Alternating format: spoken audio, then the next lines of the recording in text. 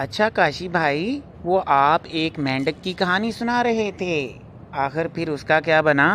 ہاں بھائی، میں آپ کو مینڈک کی کہانی سناتا ہوں۔ وہ کچھ یوں ہے کہ ایک مینڈک تالاب کے کنارے بیٹھ کر ٹرائی جا رہا تھا، آوازیں لگائی جا رہا تھا، شور کیے جا رہا تھا۔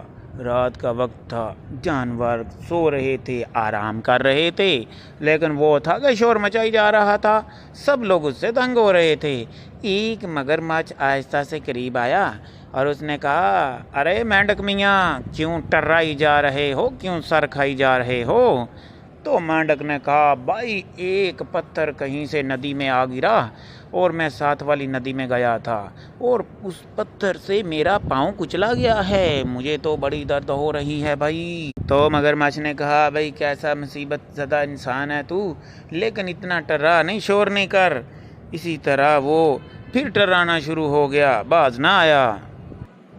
ہاں بھائی، اگر اس کا پاؤں کچلا گیا تو اتنی شور کرنے کی کیا ضرورت ہے؟ شور کرنے سے کون سا پاؤں ٹھیک ہو جائے گا؟ ہاں بھائی، یہی بات تو سب لوگ کہہ رہے تھے۔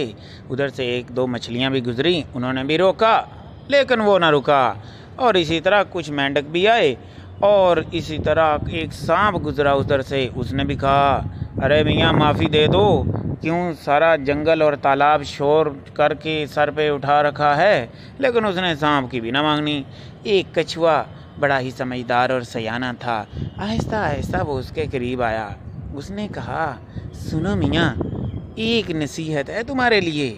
جوان مردی یہ ہے کہ اپنی مصیبت کا اظہار سب کے سامنے نہ کرو، اپنی مصیبت کو چھپانا ہی جوان مردی ہے۔ آپ آرام سے اپنے گھر بیٹھو اور آہستہ آہستہ یہ تمہارا زخم ٹھیک ہو جائے گا۔ ہاں بھائی، کچھوے نے بات تو بڑی سمجھداری والی کی۔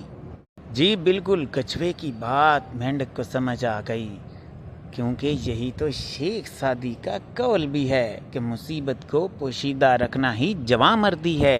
اور اس کے بعد مینڈک نے کچھوے کا شکریہ ادا کیا اور آرام سے اپنے گھر چلا گیا، اور اس طرح پورے تالاب کے جانوروں کو سکون ملا۔